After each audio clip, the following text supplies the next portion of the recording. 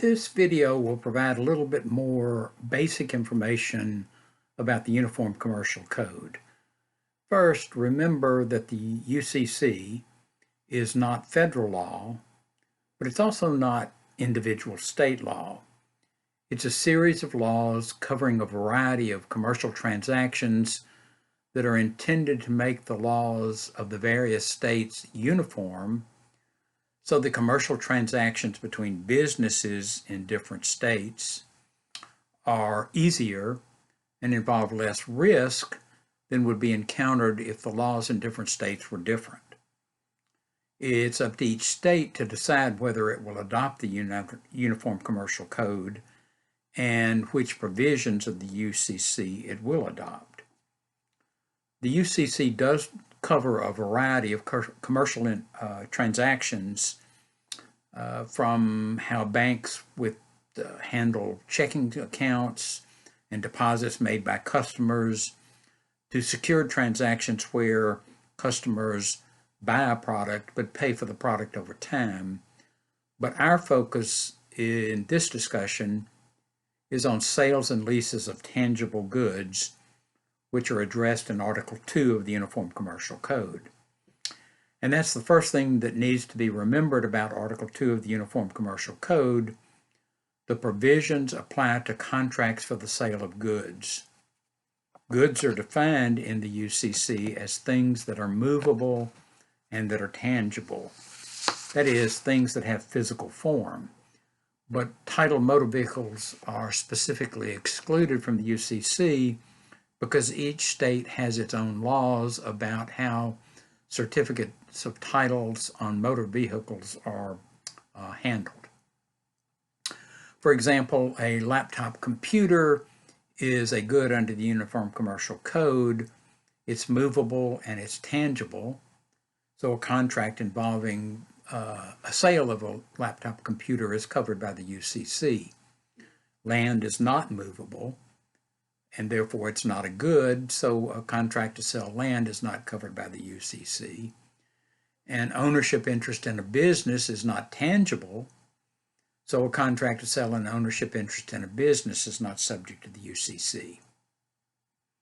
Services are not considered to be goods under the UCC, so a contract for services is not subject to the UCC.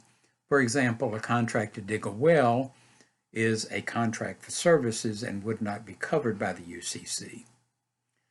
There can be contracts that involve the sale of both a good and the rendering of a service in connection with the good that's being sold. Whether that contract is subject to the UCC depends on the primary point of the contract. If the primary point of the contract is to sell the good and the services are incidental to the sale of the good, then that contract would be considered to be a contract for the sale of goods and covered by the UCC. For example, if I buy a new refrigerator for $800 and the dealer charges me $50 to deliver the refrigerator and install it, the contract is primarily for the sale of the refrigerator, a good, and the delivery and installation services are incidental to the sale of that good, so that contract would be covered by the UCC. Another important aspect of Article 2 of the UCC is the concept of merchant.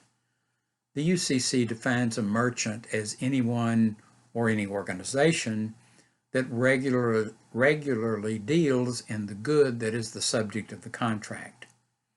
For example, the appliance store that I bought the refrigerator from regularly sells refrigerators, so it would be considered a merchant under the UCC.